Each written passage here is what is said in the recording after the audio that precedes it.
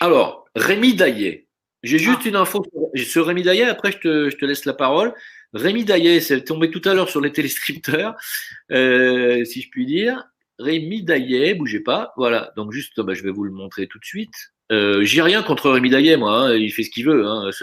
Moi, on m'a demandé de soutenir, j'ai dit je ne soutiens pas tant que j'ai pas des éléments factuels. J'ai pas eu d'éléments factuels, j'ai pas à soutenir. Maintenant, il fait ce qu'il veut, je le critique pas. Juste en information, Rémi Daillet est je vois pas, le cousin d'Edoui Plenel. Voilà, vous le ah, savez maintenant, comme ça je vous le dis. extraordinaire. Hein, Extraordinaire. Ça, vous c'est faites ce que vous voulez. extraordinaire. Je ne le savais pas. Moi, Donc, je ne on a commande cette pas, c'est vraie pas moi. Ouais, information. Bon, ceci dit, hein, voilà. Alors, moi, je connais bien Rémi Daillet. Tu vois, ça tombe bien. Moi, je le connais très, très bien. Je pense qu'il me connaît aussi pas trop mal. Et c'est d'ailleurs pour ça que moi, je ne soutiendrai jamais Rémi Daillet, parce que de ma vie entière, je n'ai jamais soutenu des imposteurs. Alors, ça commence très fort. Je ne vais pas y passer la soirée, mais il y a quand même un certain nombre de choses que je suis contrainte de dire aujourd'hui parce qu'elles sont en train de se retourner contre les familles qui ont fait confiance en cet individu. Rémi Daillet est venu vers le mouvement JRE dont j'étais la porte-parole en 2014. Je vous rappelle, pour ceux qui ne le sauraient pas, qu'en janvier 2014, j'ai été à l'initiative d'une action pour interdire l'enseignement de la théorie du genre à l'école, puisque M. Vincent Payon, le ministre de l'Éducation nationale de l'époque, entendait le faire dès l'âge de la maternelle, pourquoi pas, expliquer aux petits garçons et aux adolescents que on pouvait changer de sexe. Ce qui, je vous le rappelle, est une imposture et un mensonge, l'un des plus grands de tous les siècles, puisqu'on ne peut pas changer de sexe en vérité, on peut juste se faire mutiler. Voilà, c'est tout. Et pas autre chose, parce qu'on reste homme à vie, enfin de genre masculin à vie, et de genre féminin à vie, parce que le sexe et le genre masculin ou féminin, ce n'est pas une construction qui s'attache qu'aux apparences, c'est une construction aussi qui est interne et qui met en œuvre une architecture, notamment chromosomique, qui ne peut pas être touchée et modifiée, faute de quoi cela ferait mourir la personne. Donc on est dans le ravalement extérieur. C'est tout. Et dans les mutilations chimiques, hein, par voie chimique, chirurgicale également. Donc, à cette époque où j'ai lancé cette action envers et contre tout, alors que j'étais professeur de l'éducation nationale, depuis on m'a révoqué, eh bien, j'ai rencontré M. Daillet, qui s'est beaucoup intéressé à ce mouvement, comme tant de personnalités, parce que ce mouvement avait été très fort dès la première journée de retrait de l'école, puisque j'ai appelé les parents, les familles à retirer leurs enfants de l'école une journée par mois pour justement s'opposer à l'enseignement de la théorie du genre à l'école. Et puis, de manière absolument inattendue, je n'y suis absolument pour rien, le bon Dieu a voulu, parce que c'est lui qui l'a voulu, que ça fasse un feu gigantesque dans la France entière. Et tous ceux qui, au départ, ne s'intéressaient pas à ma proposition, quand je l'ai soumise dans des espaces privés pour être rejointe dans l'organisation de cette action, eh bien, quand évidemment elle a rencontré en particulier le succès qu'on lui connaît maintenant dans les quartiers populaires en janvier 2014, j'ai vu arriver plein de gens qui étaient extrêmement intéressés d'utiliser ce mouvement JRE, journée de retrait de l'école, pour surfer sur cette vague et donc s'en servir pour se faire connaître et surtout monétiser. Tu vois, c'est pour ça que je te parlais de l'argent tout à l'heure. Rémi Daillet compte parmi les personnalités qui m'ont abordé pour faire de l'argent avec la JRE. J'y ai refusé, comme je l'ai refusé à Albert Ali, Abdelali Bagheza, pour ne faire aucun racisme, parce qu'on va me dire, ah, tu dis Rémi Daillet, mais il y a aussi les musulmans. Oui, Abdelali Bagheza, monsieur Albert Ali aussi, m'a approché, au profit de Soral d'ailleurs, pour faire de l'argent avec le mouvement des quartiers populaires que je représentais, dont j'étais le porte-parole, et à l'intérieur duquel j'avais interdit la circulation de l'argent et des appels à dons, en disant à l'époque que je me refusais de lancer ces appels à dons parce que je voulais que s'engage de manière déterminée la foi des parents pour défendre leurs enfants et que le mouvement JRE n'ouvrirait pas une porte aux relations commerciales dans le combat. Parce que je connaissais, moi je milite depuis quand même, comme je te l'ai dit tout à l'heure, l'âge de 18-19 ans. Monsieur Daillet, quand il a vu qu'il ne pouvait pas faire de l'argent sur le dos des quartiers populaires et qu'il fallait passer sur mon corps, ce qui était quand même assez difficile parce que, comme on peut le voir, j'ai une certaine résistance lorsque je suis déterminée à refuser quelque chose. Eh bien, lorsque M. Daillet a été contraint de renoncer à exploiter les familles JRE et à leur soutirer du fric, il a fait son affaire tout seul en créant ce fameux site L'école à la maison où il distribue des conseils pour les parents qui souhaitent faire l'école à la maison, qu'il fait payer des fortunes.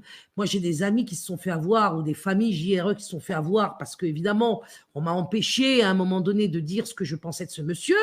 Eh bien, qui ont payé des 600 €, 700 €, 800 €, 1000 € pour des conseils qu'on trouvait gratuitement sur le net, et notamment pour les conseils que je donnais moi-même gratuitement. Ce monsieur Rémi Daillet n'a jamais été intéressé par le sort réel des familles. Son imposture et son commerce et sa volonté de monétiser cette école à la maison de manière honteuse, parce qu'en vérité, il n'apporte aucun véritable service. Tout ce dont il vous parle est gratuit sur le net, et de surcroît, il vous donne des informations extrêmement dangereuses et qui peuvent vous conduire à une intervention de la police chez vous. Je l'ai entendu dire récemment aux familles dans une vidéo qui circule encore, notamment, qu'il préconisait, si nous passions en dictature, que nous recevions les inspecteurs d'académie chargés du contrôle de l'instruction en famille à coups de fusil. Alors, j'ai reçu aujourd'hui un SMS, un mail extrêmement grave d'une maman JRE, parce que notre mouvement continue contre vents et marées, qui m'explique que sur un site qui s'appelle IEF, Groupe International, il est question du fait qu'une famille a suivi les conseils de M. Daillet et a vu arriver, alors ceci est à vérifier, mais je pense que cette information risque d'être confirmée et que cette famille, après avoir suivi ces conseils délirants de ce monsieur, parce que je vous dirais ce que par ailleurs il conseille encore, eh bien, a vu arriver le GIGN, ils se sont fait piquer les gosses. Là, il y a hier ou aujourd'hui. C'est-à-dire que Rémi Daillet, il a non seulement une capacité de mettre en place des impostures en profitant de la faiblesse, de l'ignorance et du désarroi des familles confrontées à l'éducation nationale, qu'il fait payer très cher pour des conseils qu'on trouve gratuitement.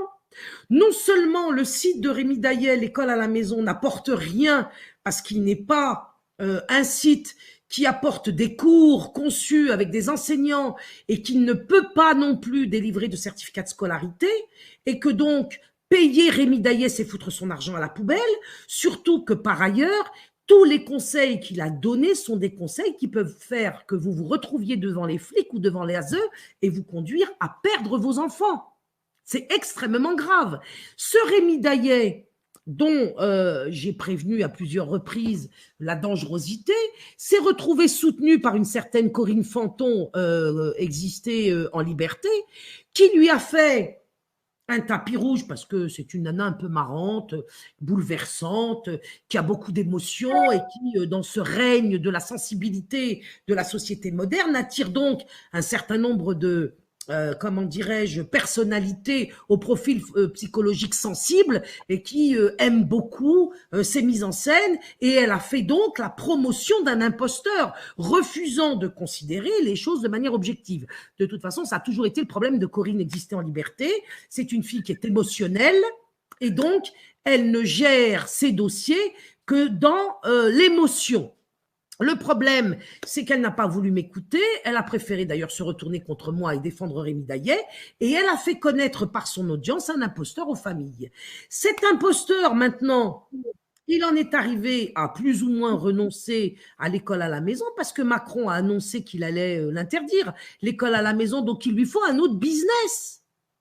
Il lui faut une autre source de revenus, parce que là, vers le début décembre, le 9, le 10 ou le 11, nous allons entendre les nouvelles directives de limitation de l'instruction en famille, et monsieur Rémi Daillet, ne pouvant pas délivrer de certificat de scolarité, risque d'être mis à haute. Et les parents ne vont plus leur donner leur pognon, puisque de surcroît, moi ça fait longtemps, quand je vois l'évolution des lois se dégradant contre l'instruction en famille, que je dis rendez-vous dans des cours par correspondance, arrêtez de payer des conseils que vous trouvez gratuitement sur le net. Bien. Dayel, lui, son beefsteak de l'école à la maison est en train de s'amenuiser comme une peau de chagrin. Qu'est-ce qu'il a inventé pour encore tromper la populace? Parce que je suis désolée, je suis bien obligée de parler de populace. Quand à ce point, on est complètement dupe par le premier imbécile venu qui vous raconte des choses d'une extrémité qui devrait normalement éveiller la conscience de tout homme moyennement intelligent. Le mec, il arrive maintenant avec l'idée du coup d'État. Un coup d'État qu'il annonce sur YouTube et ça fait 600 000 vues. Alors, si on va voir ce Rémi Daillet, comme on va voir Dieudonné pour rigoler sur un sketch, à la limite, ça ne me dérange pas beaucoup. Mais figurez-vous que le gars, il a incité à la création de comités et il pousse les gens, en effet, à se retrouver en action dans une direction où lui ne risque rien parce que lui, il est caché au Japon depuis des années. C'est-à-dire que même le site de l'école à la maison qu'il met en œuvre et pour lequel il se fait payer des royalties considérables pour des informations qui sont ou fausses, ou extrémistes, ou dangereuses, je vous le garantis, eh bien, lui ne risque rien parce que il n'y a pas de contrat entre les familles et lui, et il est situé géographiquement à un endroit où on ne peut pas l'atteindre. Donc le type, il s'est fait des cojones, comme on le sait, en or pendant toute une période, et maintenant, sous prétexte que effectivement le beefsteak saupoudré, non pas de sel mais de diamant, est en train de disparaître avec les nouvelles mesures de limitation de l'instruction en famille, eh bien il a décidé de se lancer dans les histoires de coups d'État. De coups d'État. De coups d'État. Est-ce que vous vous rendez compte? Et il y a eu 600 000 personnes pour écouter ce genre d'ânerie. Alors, si on l'a écouté comme un sketch, ça pose pas de problème. En revanche, si on a pris cet énergumène au sérieux, eh ben là, moi, je pense qu'il y a un déficit non seulement de courage dans ce pays, on en a parlé tout à l'heure, mais aussi un déficit d'intelligence. Et si on est tous devenus des abrutis, eh ben, il n'y a pas de raison qu'on ne meure pas sous l'effet de la piqûre Covid. Hein, parce qu'il n'y a pas de raison non plus que la nature nous supporte encore plus longtemps en étant aussi abruti que cela. Normalement, Rémi Daillet, il aurait dû depuis très longtemps, mais c'est pas le seul, hein, dégager du net sous les jets de tomates et d'œufs pourris, parce que c'est pas un mec sérieux. Et en plus, c'est un imposteur. Tu m'apprends qu'en plus, il est le cousin de machin, de comment il s'appelle Plenel. Moi, je ne peux pas dire trop sur Plenel parce que je risquerais la diffamation. J'ai assez payé comme ça parce que moi-même, j'ai été traîné à plusieurs reprises en correctionnel pour des histoires de diffamation. Mais enfin, Plenel, je ne lui confierai pas mon chien à la promenade. Hein, ça, je ne risque pas la diffamation. Je risque pas.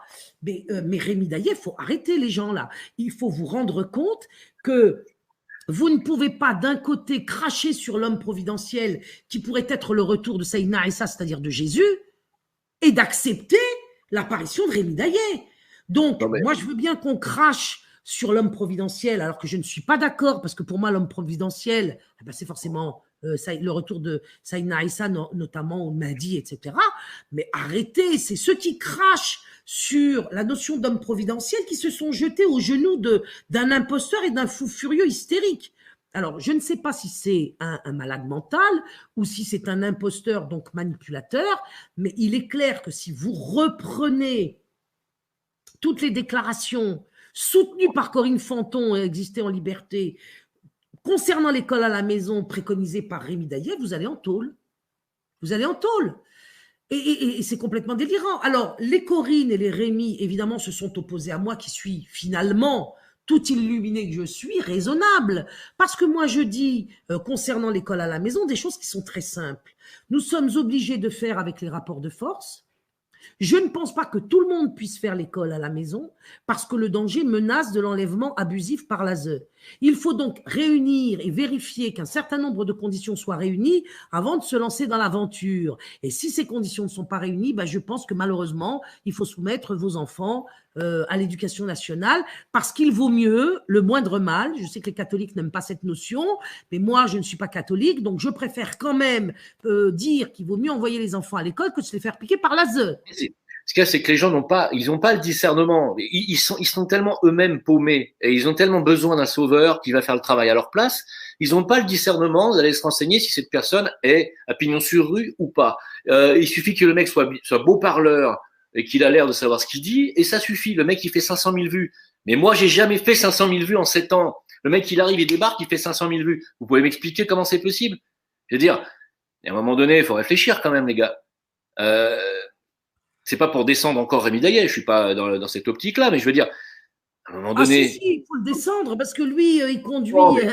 Non, mais là, ça y est, je l'ai pas fait pendant des années, même si à quelques reprises je lui ai envoyé quelques petites crottes de nez. Mais là, ce que j'apprends de lui, le coup du coup d'État, alors ça, c'est extraordinaire.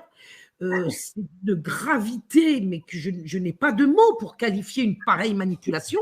Et tu sais que moi, sur Veta, il a des, comment ça s'appelle, pas des agents, mais des gens qui travaillent pour lui et qui sont venus me dire, alors, qu'est-ce que t'attends, Jim? Tu comprends rien? Qu'est-ce que t'attends pour nous soutenir? Là, ils m'ont même donné le Skype perso de Rémi que j'avais invité d'ailleurs à discuter, puis finalement ça s'est jamais fait.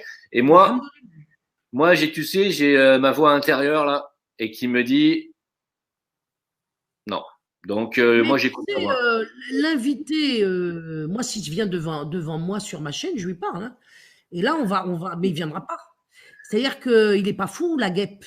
La guêpe n'est pas folle. C'est-à-dire qu'il ne viendra pas dans des endroits où il est, avant qu'il arrive, démasqué. C'est-à-dire que là aussi, c'est la liberté d'expression à géométrie variable. Tu as affaire à des gens qui ne la pratiquent pas et qui reprochent leurs défauts au franc-mac.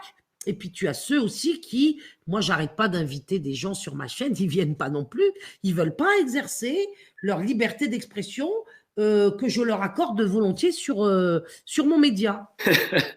En tout cas, on va finir sur une parole positive. Moi, je lui souhaite le repentir, de revenir à des relations, comment dirais-je, de loyauté et d'entraide et de service. Amen.